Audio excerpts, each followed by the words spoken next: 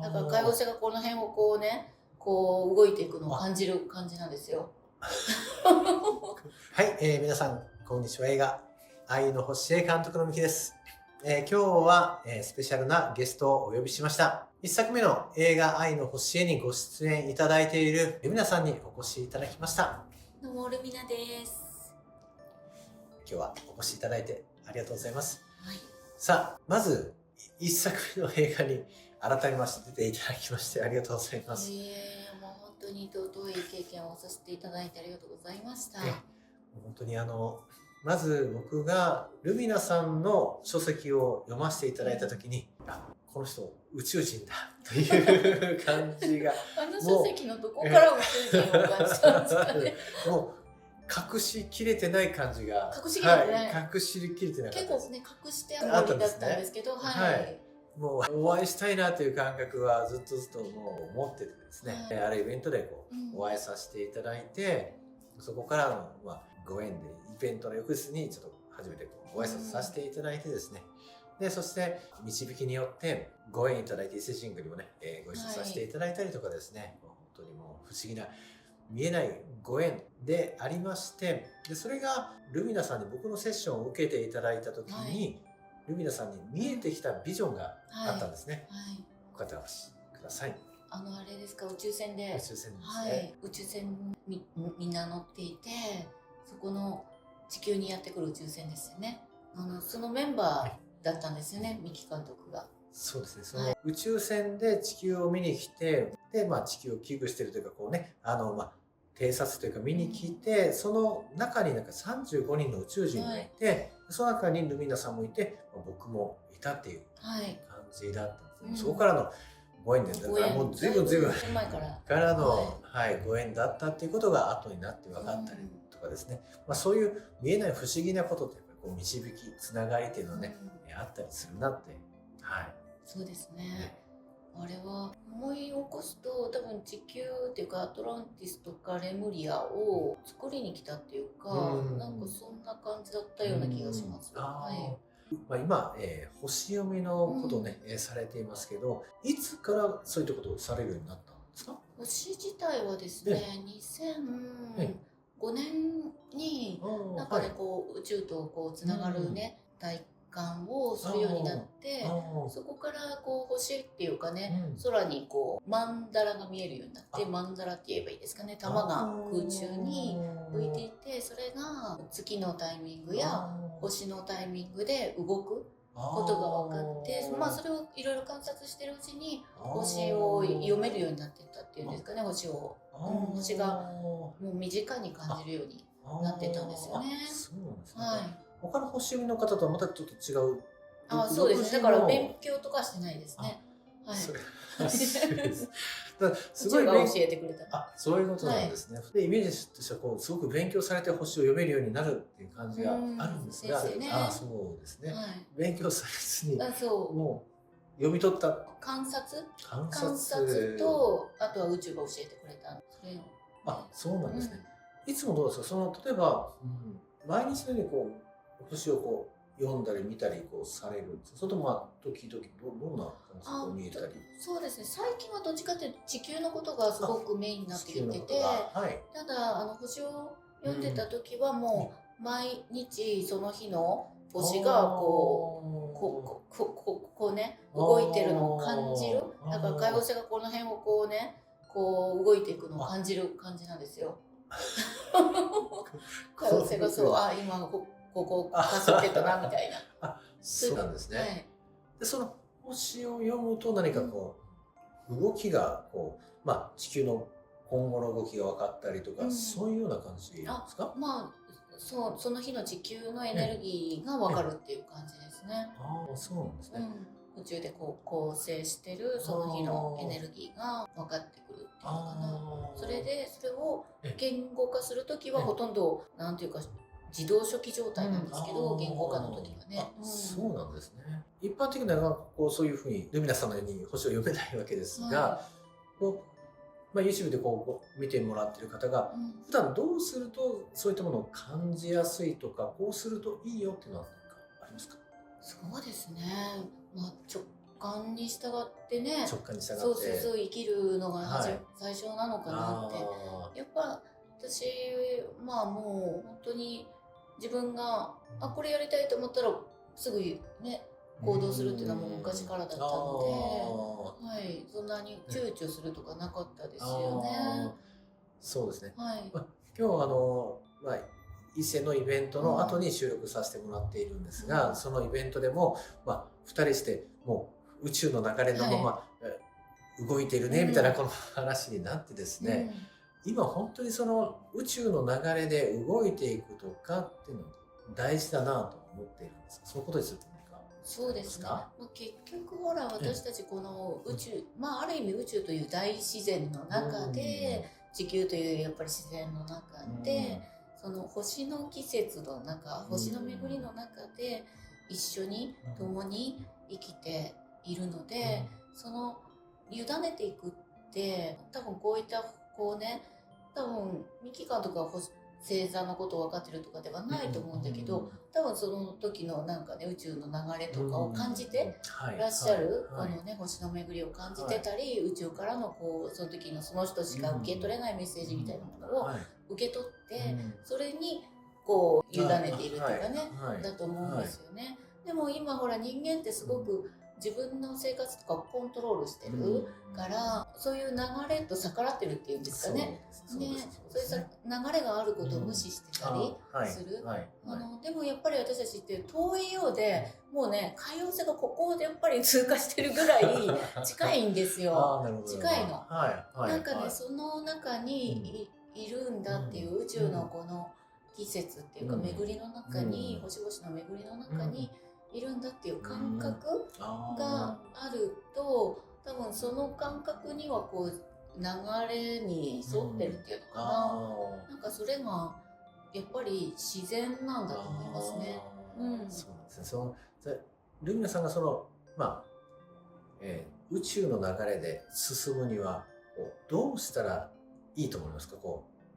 ？YouTube でご覧になっている方が。そうですね、いつも全ての人に同じように宇宙は機会を与えてくれてます。なので、今与えられていることをまずは取り組むっていうことが一つあるかなと思いますね。全て与えられているので、それをなんていうかもうとにかく今与えられていることをとにかくやっていく。でそのうちに何か直感で訪れるのか頼まれ事とかね、いろんな機会で訪れるってこともあると思うんですけど、そしたらつべこべ言わずに一回やってみるっていうか従ってみるっていうかやってみるとだんだんその流れに入っていくんじゃないかなと思いますね。一つやってみるんですね。やっていくとだんだんその感覚が慣れていくというか馴染んでいくというか。そういう感じ。あと普段そのコントロールで動きすぎてる人は一回止まってみるっていうことが大事かなと。コントロール、自分をコントロールしたり周りにコントロールをそうなんか思考でこれしなきゃあれしなきゃ動いてる場合もあるので、そういう場合はストップする。忙しすぎる人はストップすることが大事かも。ちょっとそこは人によってパターンがちょっと違うかなって思いますね。あとルミナさんのように星を読めたらいいなっていう人はたくさんいらっしゃると思うんですけど、その星を読むようなその感覚を研ぎ澄ます感覚を開くにはどうしたらいいと思われますか？もうこれねやっぱり星も自然の一部なので、目の前の植物とか石とかその自然と交流するっていうか自然の中にいる、まずはね、まずはそういった自然の中に自分を置いてみる、あと一人になるスペースを広く持つっていうのかな、一人になることで聞こえてくるものがあるので、そういった感性を育んでいくときはやっぱスペースを十分にとってスペース宇宙だからね、もう一人になる時間を取る、一回何か手を止めてそこ自然の中にしばらくねいるとか、瞑想までしなくても多分ちょっと自然の中を歩くとか、そういうことでも私たち感性が戻ってくると思いますね。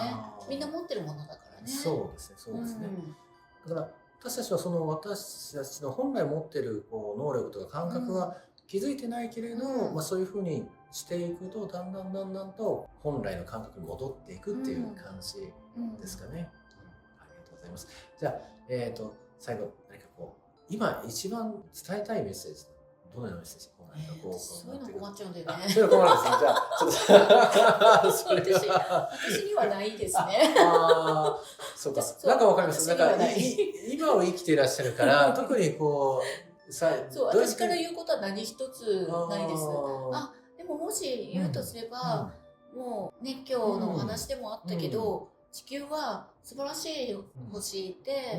今後素晴らしい方向に行くということは、もう間違いないと。そうですね、そうですね、そうですね。で、守られてるし、信頼するっていう感覚をある。でもおっしゃってたように、だからといってじゃあめちゃくちゃやっていいのかっていうと、そういうことではなくて、もう本当に地球も一つの生き物というかね、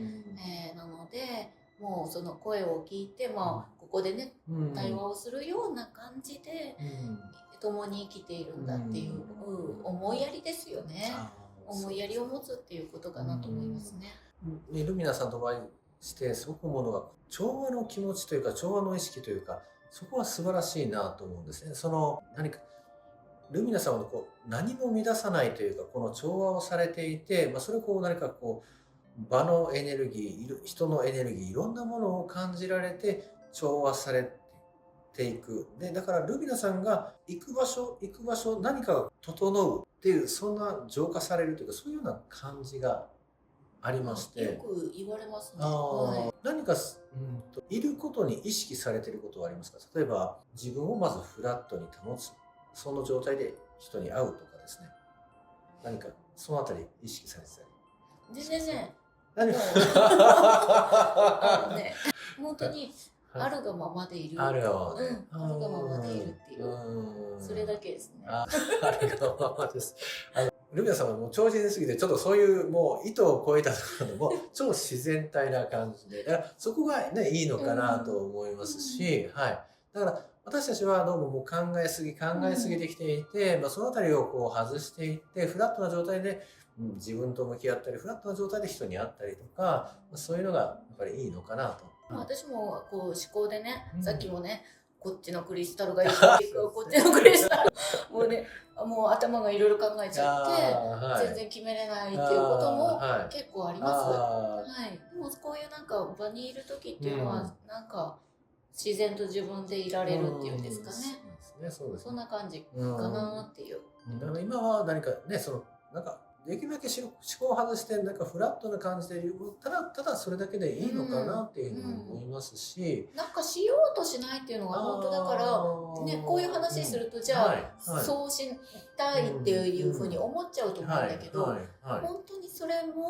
れすらも必要なくて、本当にただそこにいたらいいんだよね。でそこのからいた時に湧き起こってくるもので自然に動いていく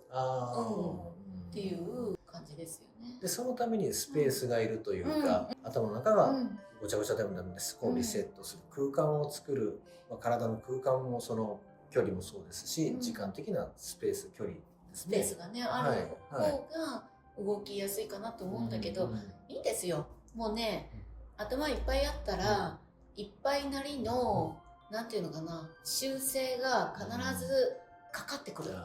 ね、かかってきますよね。必ずかかってくるから、もうね全お任せで大丈夫。そう全お任せで必ずね、だからその一見悪いと思うような状態ってあるじゃないですか。でもそれすらも全てがなんていうかな、次の起こりにつながってるし、全部いいんですよ。全部いいから、もう大丈夫としか言いようがない。全部言って全部いいから大丈夫ということですね。ただその時に起こってきた自分の直感や、起こってきたもの全部大丈夫だからって言ってただこうやってればいいってわけではなくて、起こってきたことには素直になんていうの、そこに起こりに素直になることだけかなって思いますね。そうですね。そういう意味でもなんでしょう。感覚に対しても、素直でいるというか、なんかそんな感じもね、大事なのかなと思いますし、こう何かこう受け取った何かをするといい。でもそこでね、傲慢な自分でもいけないでしょうし、何かこういろんなものに対していけないなんて思わ思ないですよ。もうね、もう全部全部 OK ですね。こういうのはダメかなとか、こうしてたらいけないかなとか、そう思うことすらもやめていく。やめて。見られてる方は、すごい自然体な方なんだなというふうにね、思ってて、これでいいんだ。もうすごく安心される方がたくさんいらっしゃるんじゃないかなと思います。人間をダメにする。も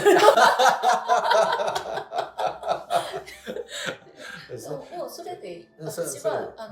ダメにならないから。そう、ダメにならないから。確かにそう。大丈夫。ダメにならない。ありがとうございます。では、そんな感じで、まだまだね、本当にたくさんお話をお聞きしたいところではあるんですが、このような感じで、全部 OK で、全部大丈夫というお話です。で、ね、まとめたいけどまとめないの方がいいのかなという感じでいます。皆さんが感じていただいた通りですね、感じたまま住んでいただいたりとか、全部何かの修正がかかったりとかいろんなので、全部いい方向に行くという感じで、そこを受け取っていただけたら嬉しいなと思います。はい、最後までご覧いただいてありがとうございました。では失礼いたします。